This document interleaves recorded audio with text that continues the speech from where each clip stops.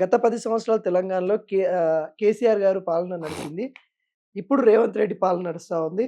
మాదిగ మాలల వర్గీకరణ కోసం గావచ్చు, మాదిగల కోసం గావచ్చు, కేసీఆర్ చేసింది ఏమన్నా ఉందా అంటే ఏం జెప్తారు? ఇప్పుడు కేసీఆర్ చేసింది ఏమన్నా ఉందా అనంటే ప్రతి ప్రభుత్వంలో లోపాలు ఉంటాయండి. ఏ ప్రభుత్వమైనా అన్ని సరిగా చెయ్యాలనేది లేదు. హ్మ్. ఆయనకు తోచింది ఆయన చేసుకుంటా పోయిండు. ఈయనకు దోషింది ఈయన చేసుకుంటా పోయిండు. నీకు దోషింది నువ్వు చేసుకుంటా పోయినావు. ఆయన తప్పులు చేసినప్పుడు నువ్వు ప్రశ్నించినావు. ఈయన తప్పులు నువ్వు ప్రశ్నిస్తున్నావు. మరి నీ తప్పుడు ఎవడు ప్రశ్నించాలే? హ్మ్. మనది ప్రత్యామ్నాయ ప్రభుత్వం అనేది. ఇప్పుడు మనం దండోర కార్యకర్తలు ఎటు నిర్ణయం చేస్తే అటు పాలక పక్షాలు నడవాల్సిన పరిస్థితి ఒకప్పుడు ఉండే. హ్మ్. కానీ ఇప్పుడు నీ మాట వినేటోడు ఎవ్వడు లేడు. నీ మాట వినేటోడు లేడు. నువ్వు ఒక్కరిని ప్రశ్నిస్తున్నావంటే ఫస్ట్ నిన్ను నువ్వు ప్రశ్నించుకో. నువ్వు ఎక్కడెక్కడ తప్పులు చేసినావు అనేది నిన్ను నువ్వు ప్రశ్నించుకో. ఆ తెలంగాణ వచ్చినాక కేసీఆర్ ఏం చేసిండు, ఎంతవరకు చేసిండు, తర్వాత ఆయన చేసిన తప్పుడు నిర్ణయాలు ఏందని ప్రజలే తీర్పిచ్చిండ్రు. ఇప్పుడు రేవంత్ రెడ్డి వచ్చిండు. రేవంత్ రెడ్డి మంచి పనులు చేస్తే మంచి అందాం, చెడు పనులు చేస్తే చెడని ప్రశ్నిద్దాం. హ్మ్. ఇప్పుడు వర్గీకరణ అయితే ఆయన మంచి పని అని మేము సమర్థిస్తున్నాం. 100కు 200%. అది కేసీఆర్ చేయలేకపోయిండు, ఈయన చేసిండు. ఇప్పుడు అనేక సార్లు పంపించిండు. నువ్వు అన్నావు కదా గతంలో శ్రీహరి వాళ్ళెవరు అడ్డుకున్నారు. ఆ శ్రీహరే పోయి అప్పుడు కేంద్రంలో లేఖ ఇచ్చొచ్చిండు కదా, అదే కడియం శ్రీహరి. ఇదే దామోదర్ రాజనరసింహను నువ్వు మాదిగా కాదు, ఆడేవాడే నేత కానివాడు, దుర్మార్గుడు అని మాట్లాడుతుండు. మూర్ఖుడు ఇప్పుడు సెల్లులని వినిపిస్తా. మూర్ఖుడు అని అంటుండు మంత్రిని పట్టుకొని, మాదిగా మంత్రిని పట్టుకొని. నీకు తెలుసా ఆయన ఎక్కడ పుట్టిండో తెలుసా?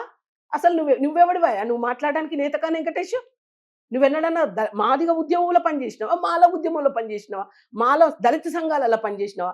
ఏనాడు అంబేద్కర్ జెండా పట్టుకోనని వచ్చినావా నీ ముఖానికి? నువ్వెవడివయా? ఖబర్దార్ నేతకా వెంకటేష్. ఇంకొకసారి మా దామోదర్ అన్న మీద మాట్లాడితే మాత్రం మాదిగోళ్ళంతా అగ్గిపెట్టి కాలబెడతాం. జాగ్రత్త. నోరు సక్కర కంట్రోల్లో పెట్టుకొని మాట్లాడు. నువ్వెవడివయా? నిన్నగాక మొన్నొచ్చి మందకృష్ణ మాదిగ పక్కన కూర్చొని దొంగకు తాళం కొట్టుకుంటా బతుకుతున్నావు. కనీసం నిన్ను ఒక రాజకీయంలో ఉన్నా అని గతంలో నేను గౌరవించుతున్నాం. ఆ పరువు పోగొట్టుకుంటున్నావు నువ్వు.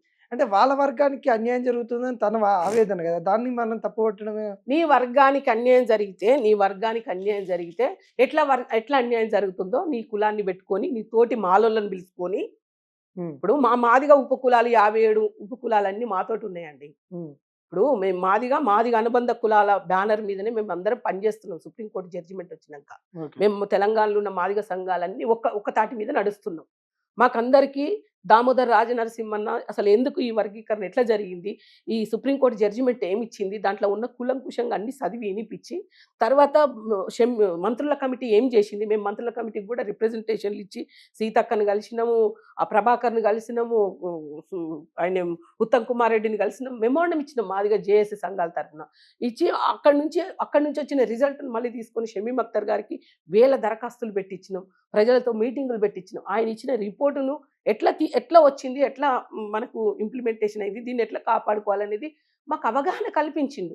ఆ అవగాహనతోటే మేము ఈరోజు మళ్ళీ ఒక సమీకరణ చేసి మేమందరం ఐక్యంగా మూమెంట్కు తీసుకుంటూ ప్రజల్లోకి వెళుతున్నాం. ఏ నోటి నుంచి అయితే మందకృష్ణ మాదిగ నాయకత్వం వర్ధిల్లాలి, మందకృష్ణ మాదిగ మా నాయకుడు మా దేవుడు అని మేము చెప్పుకున్నాము. ఇప్పుడు అదే నోటి నుంచి మేము ఎందుకు దయ్యం అనాల్సి వస్తుందంటే నువ్వు వచ్చిన దాన్ని అడ్డుకుంటున్నావు. నువ్వు అన్నావు కదా మొదట్లో ఆకిట్లకు వచ్చింది అవతలికి ఎల్లగొట్టుకుంటున్నావు, కాలుతో దండుకుంటుందంటే నిజమే.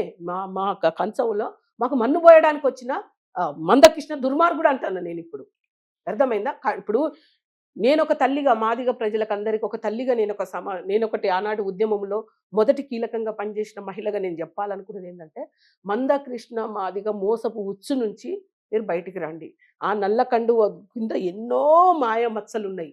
అది వద్దు. మనకి పవిత్రమైన మాదిగోళ్ళుగా మనం ఉందాం. మాదిగ అంటే మంచితనం, మాదిగ అంటే మానవత్వం, మాదిగ అంటే శ్రమతత్వం, మాదిగ అంటే ప్రశ్నించే తత్వం, మాదిగ అంటే ఆత్మగౌరవం అని అనుకున్నాం. కానీ ఇంత మోసపూరితం నేనేమంటున్నంటే, ఇంట్లో ఒక తండ్రి తప్పుతో పోతుంటే తల్లి ఎట్లా బిడ్డల్ని పక్కన పెట్టుకొని సరిదిద్దుకుంటుందో, దండోరా ఉద్యమంలో నా దండోరా ఉద్యమకారులను నేను ఈరోజు పక్కన పెట్టుకొని ఈ మాదిగ దండోరా మా సదాలక్ష్మమ్మ అన్నది, మా తెలంగాణ మా ఎస్సీ వర్గీకరణ మాకొస్తే మేము బొమ్మరిల్లు కట్టుకొని మా ఇల్లును మా తెలంగాణను ఎట్లా వెళ్ళుకోవాలో మాకు తెలుసు అన్నది. ఆ సదాలక్ష్మమ్మ వారసురాలుగానే నేను ఇప్పుడు చెప్తున్నా.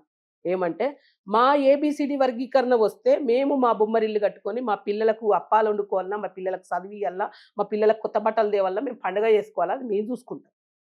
నువ్వు తిరుగు, దేశమంతా తిరుగు, లోకాన్నంతా తిరుగు. మా మాదిగ గూడాలు, మా మాదిగ ఇల్లు బాగుంటే చాలు. అది ఒక తల్లిగా నేను చెప్తున్నా. ఆ ఇచ్చిన వర్గీకరణ ఇచ్చినోళ్ళకి దండం పెడదాం చేతులెత్తి.